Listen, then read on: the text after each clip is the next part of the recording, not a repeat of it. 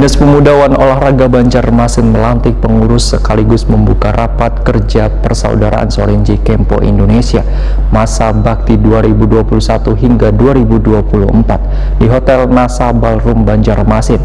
Kegiatan ini dibuka Kepala Dinas Pemuda dan Olahraga Banjarmasin dengan didampingi Ketua KONI Banjarmasin. Dinas Pemuda dan Olahraga Banjarmasin melantik pengurus sekaligus membuka rapat kerja persaudaraan Sorinji Kempo Indonesia atau Perkemi masa bakti 2021 hingga 2024 di Hotel NASA Ballroom Banjarmasin tengah hari Sabtu 10 April 2021. Kegiatan ini dibuka Kepala Dinas Pemuda dan Olahraga Banjarmasin M. Taufik Rifani sekaligus melantik pengurus Perkemi dengan didampingi Ketua KONI Banjarmasin Hermansyah.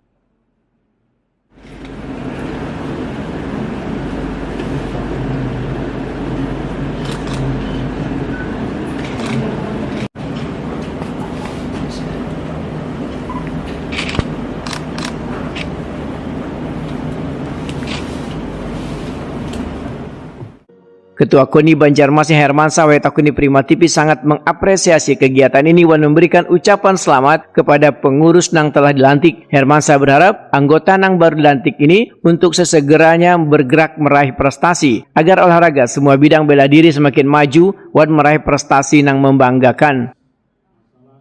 Baik, pertama kami mengucapkan selamat dulu kepada Perkemi atas dilantiknya para pengurus periode 2021-2024. Kami berharap setelah pelantikan ini langsung bekerja dalam artian bagaimana nanti meraih prestasi khususnya menghadapi Porprov yang ada di Hulu Sungai Selatan Katangan.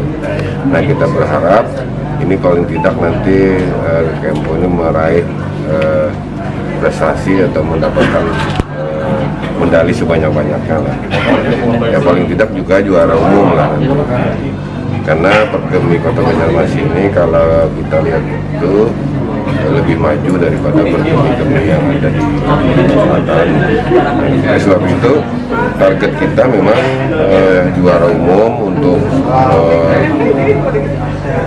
Porprov di kandangan nanti, dan termasuk juga Perkemi nanti juga meraih prestasi juara umum.